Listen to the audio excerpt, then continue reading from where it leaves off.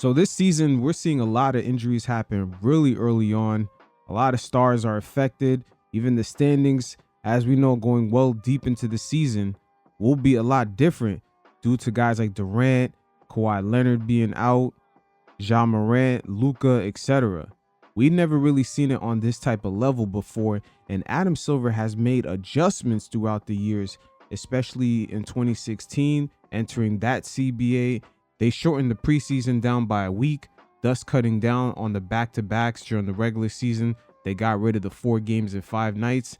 And we used to hear a lot from Adam Silver regarding to quote-unquote, it's the science, load management. And there's nothing wrong with science, but we're all wondering within that experiment, did they take into consideration the rest period being different for an NBA player that's supposed to be going through that grueling 82-game schedule in 6 months? It's not the same rest period for a regular person. And players of the past did not deal with all these soft tissue injuries, especially early on in the season. But we're going to break this down layer by layer because there's a lot of things coming in all at once. Adam Silver's trying to pivot away from the load management culture due to him entering streaming. The NBA is about to head into a brand new lucrative deal with so many streaming platforms. And in a time where ratings are starting to dip, there's more competition out there, especially with the younger viewers, due to them having so many options. The league has to make sure they have the best product on the floor. And keep in mind, these brand new platforms have ways of measuring the audience and the advertisements that are ran against it. So these brand new ad-driven models, unlike old school network television, they can actually be measured and they can actually be sent to each individual person based off their taste. So in order for the NBA to be viewed as lucrative for these streaming platforms like Amazon, Peacock, Netflix, they're gonna have to bring in the ratings and perform. But again, we're gonna break this down layer by layer. First, we're gonna hear directly for the players themselves. Gilbert Arenas, when he's not trying to go viral, sometimes he gives really good game. Him and his crew sat down and they spoke about how they used to train, and these various regimens helped their bodies get built up for the grueling 82-game schedule. You guys check it out, and every once in a while, I'll check in. But my thing is with everybody, right?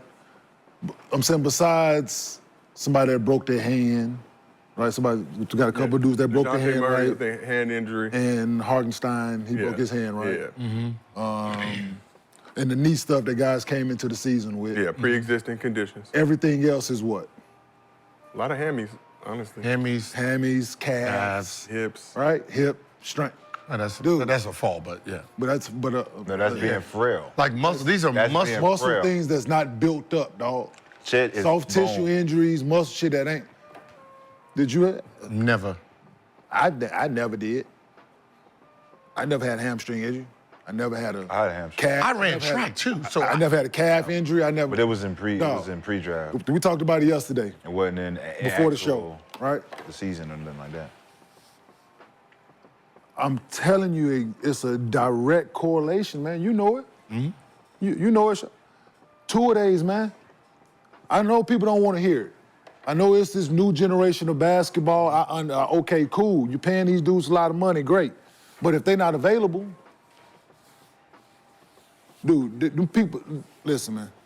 By that 5th practice of 2 days, that's the 3rd day. Third day. The third day is by your 5th practice.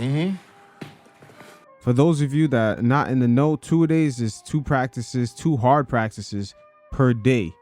That's really how the training camps kind of starts off.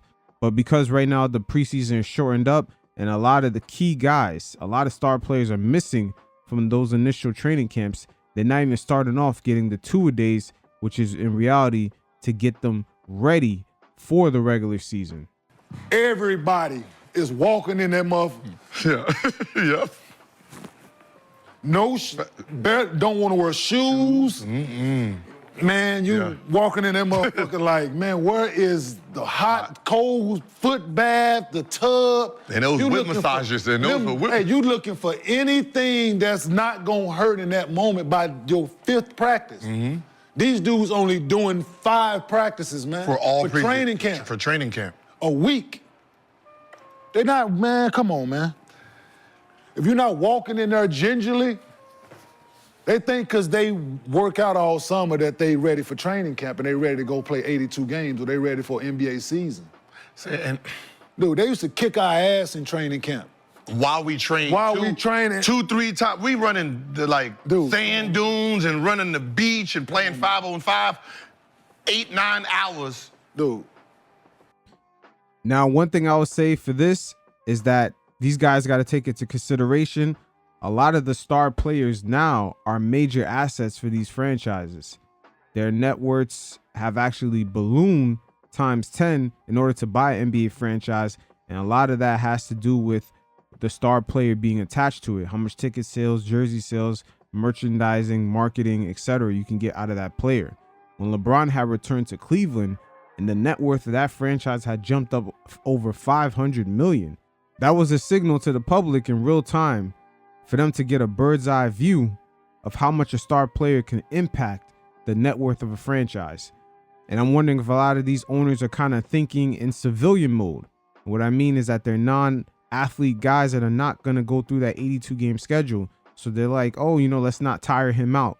But they're forgetting that he still has to go through that 82 game schedule and he could possibly get blown out with a hammy or any other type of injury because his body had not built up the calluses during the preseason and training camp. 2%, 3% body fat. We done lost 30, 40 pounds going to training camp. And fifth practice, we all sitting like, damn, I thought I was in shape. No. In the city a month before, revving up, getting ready for training camp, right? We're in the city a month before getting ready for September 1. So to me, it was right after Labor Day, right? Okay. I went to wherever I was playing right after Labor Day, I'm there, right? Important holiday to celebrate. Right? But I'm just spending with my family. That's my last. Yeah. We're going to cook and do all that shit, and I'm going to leave the next day. Mm-hmm.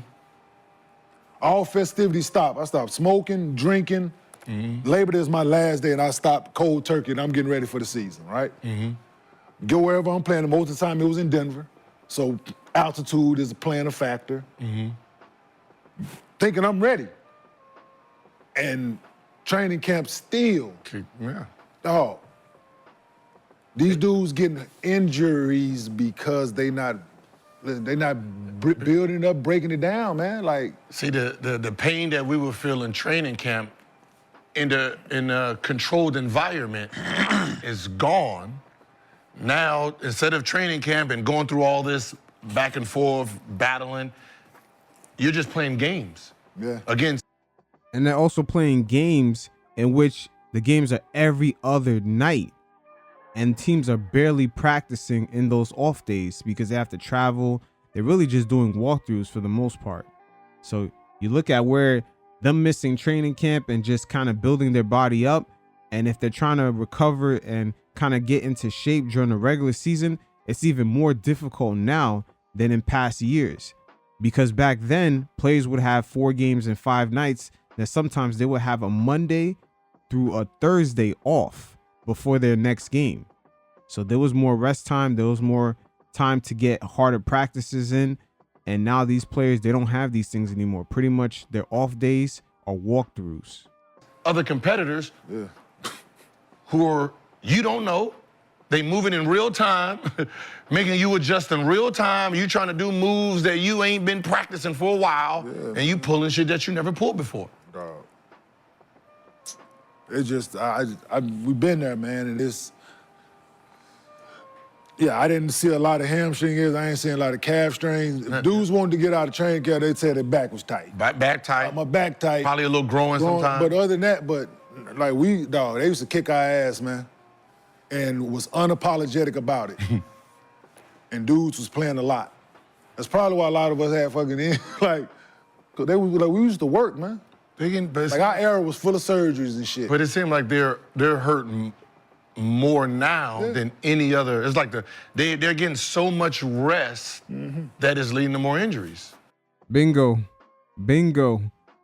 And the regular season schedule now, the way Adam Silver had made it, where it's a game, day off, game, day off, game, day off. Sometimes 2-3 weeks will go by before a team actually has 2 days off in a row.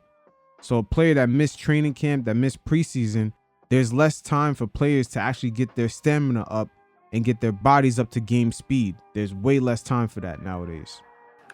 Well, That's really what it is. Like, you're not doing anything. You're not like practicing. like somebody, you know, they was like, why did you, like, that was a horrible take with the Bronny James playing against the G League guys. And I'm saying, this is not 2000s where we're going at each other the whole time. We're practicing. I'm going against Larry Hughes. You know what I mean? We're challenging each other. This era don't do that. This era, there's no second five versus the five. It's usually second five versus the fucking coaches. Yeah. You know what I mean? It's AKA, that sounds like a walkthrough. Once again, it's unfortunate, but teams, they do not practice as much. And one season the fans could really see that the teams weren't really practicing was the season in which all NBA teams participated in arenas without fans. I believe that was the bubble season. The 2020 to 2021 season, when fans started coming back in all the way in April, March. And for the most part, the NBA season that year was mostly played in empty arenas. And guys, especially with COVID protocols, were not practicing a lot. And that's why you've seen record amounts of scoring from the lowest ranked team all the way to the tippy top. Ex players that's out of shape, you know what I mean, going against the second unit. They not challenging the second unit like that. So it seems like in hindsight, it's better to go against somebody who wants his position, who wants to start him, where he can sit there and do that battle to battle every day to get up his battle mode game. Because D'Lo is not going to be going. D'Lo ain't going at him like that. D'Lo barely practicing. He's going to get his shots up in the corner, do all his little shit. He's not practicing and going hand to hand. They're saving themselves for the game now. And that's the problem What was with this the generation. original question? And it wouldn't shock me if ownership has something to do with that. They do not want their multi-million-dollar, $100 million guys getting injured in practice. So their approach might be a little bit too cautious. But again, they're thinking like regular civilians, not realizing, these guys got to be like an engine. They got to be revved up, and their bodies got to be built up to actually go through that grueling schedule. Because if you just throw them out there, their tires are pretty much going to get blown out. Preparation, weightlifting, nutrition, recovery, maintenance. All of these things take at least 12 hours out of the day if you do it properly. I'm not gonna say I'm an expert at it because I don't have a resume or a career that's gonna reflect what kind of information I wanna give to the youth where it can be validated and verified. Now, that right there was a great point brought up by Rashad McCants. That right there is very unfortunate. There's a culture around today's younger NBA players. They sort of don't take any advice unless the veteran has a certain type of resume, and it's unfortunate. But a lot of today's young players do have that approach. They're not going to listen to you unless the results of your success measures up to a certain level. Then to them, your information is validated. But let's say you were a role player, they might not accept the information as well. It's very unfortunate, but good game comes from all kinds of people. You just got to take in what applies to you and tailor it in a way where you can improve. But unfortunately, it's a real thing. Players are looking for guys that have certain resumes to actually stamp the information as valid. But I can give you a formula that can get you halfway there, me being somebody that had a genetic advantage because I prepared and did push-ups and did squats and did all the little things to keep my body at a maintenance level throughout my whole career. So when I had to adjust it, I found myself getting more injured. The adjustment meant all the bands and all the low impact things that starts to now give you the freedom to feel like you can move without any resistance. That creates resistance on the muscles, and your hamstrings can get weary, and all those things that happen because you don't strengthen that stuff. They don't want to listen to certain guys because, you got to have a certain validity of fucking, success. You got to show it. And that's unfortunate because I'm not in the field to show the success of how people want to see it. And that's facts. Sometimes the best lessons come from those who took L's in life. They have the life experience and they can pass it on to you, and you could take what you can with a grain of salt and apply it to you. Only do my own thing, so I can only show my own success. But I know for a fact that those guys that's out there getting hurt with them hamstrings and them little hip pointers, they can't lift a weight. They couldn't lift you if you jumped on their back. They wouldn't be able to hold you up. They wouldn't know how to. So do you blame them or do you blame the teachers? Now, the trainers a lot of players practice with, I don't know when the league became like this. Everyone kind of somewhat uses the same trainer. That's never a good idea. But a lot of these trainers, I don't know, man. Like these guys, it looks like they somehow finessed the bag and we don't know who's really getting better. All these highlight tapes, I mean, whose idea is to post all these tapes on social media of Ben Simmons shooting a jump shot every summer, but we never see the results. Nobody's really practicing game speed. They're playing scrimmages against a bunch of, you don't know who these players are, and the defense is really questionable. And according to them, this is training.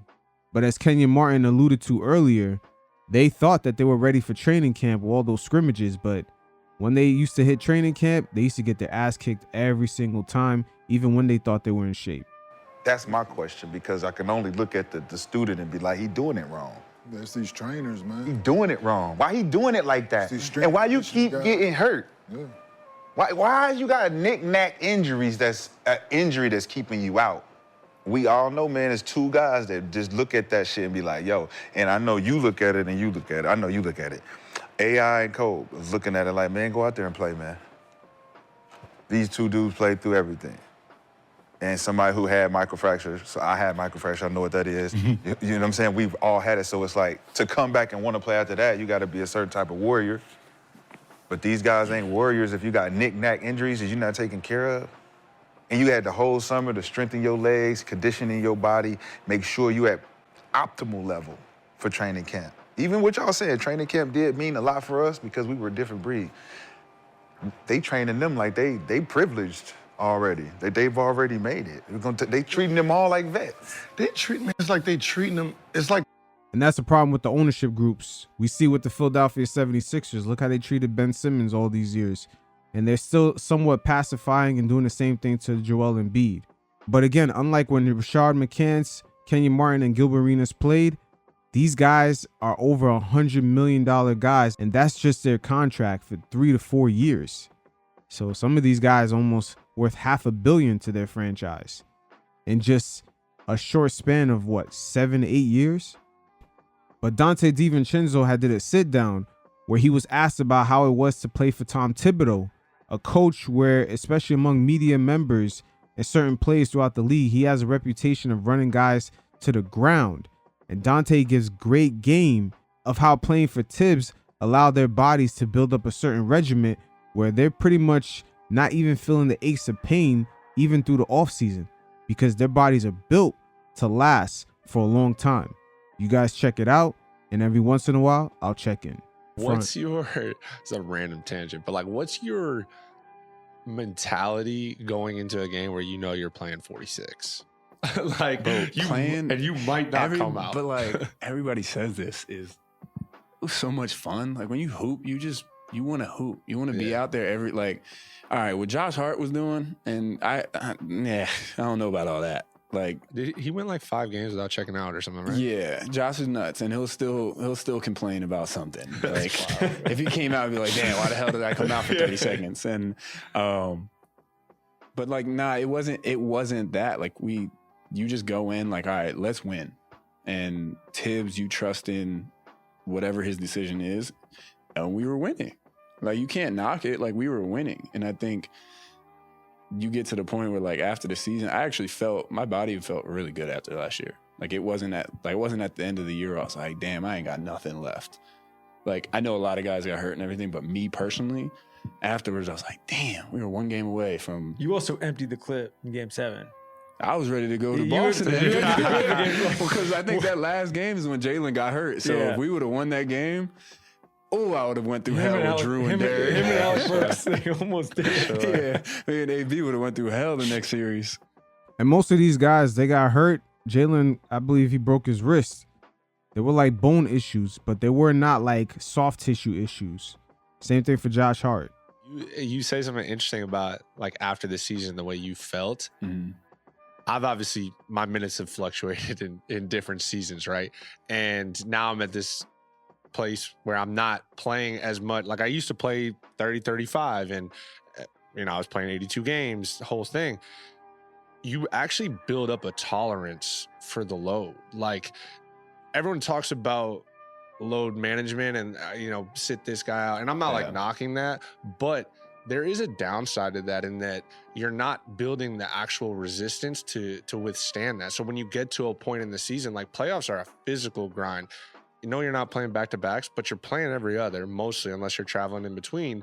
And if you haven't built up that tolerance to extend your minutes to 40 or whatever, if you're a starter, then all of a sudden you're doing it for the first time, your body's feeling different. Like it's so you guys, it's funny. I know you guys did have injuries, but you guys could like tolerate it as much as anybody. Well, that's the thing is like early on, my body actually felt worse in terms of soreness and this and that, because like everybody's like, Dante, you played, what you just said, you played X amount of minutes, but like early on in the season, I wasn't playing. Like I wasn't playing a lot, so like it evened out at the end of the year.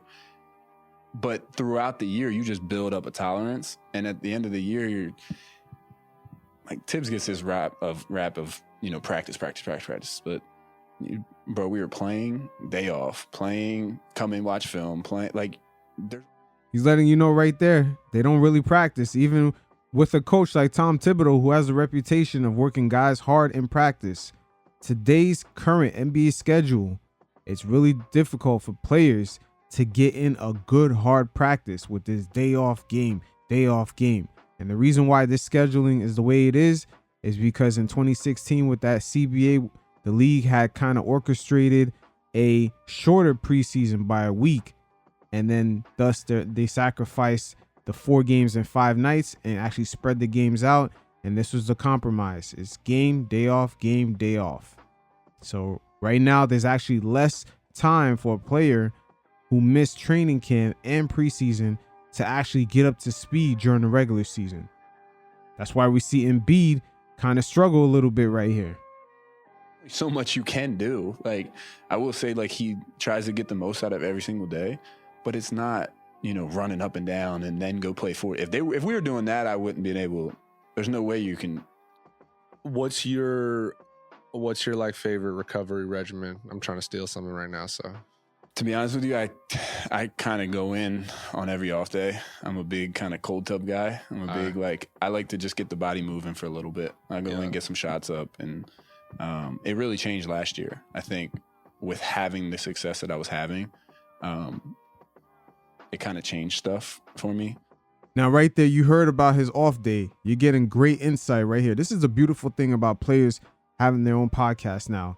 The off days with no game was just him going in the ice tub, him getting shots up, probably looking at game film and a walkthrough.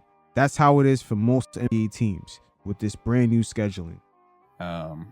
Even when I was, I go to a game and like I said, I'm getting 10 up and I might go 0 for 10, but there's 10 going up. And I was still going the next day, shoot my shots, get in the cold tub, get my body work, and then go home and chill with the fam. But there was no secret. I just like going in. Once again, right there, you don't hear any mention of a hard practice.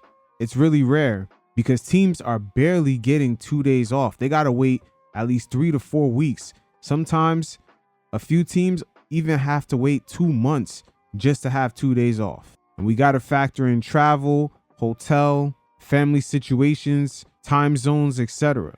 But overall right here, we're getting a great 3-dimensional perspective of why we're seeing so many early season injuries, especially affecting the star players.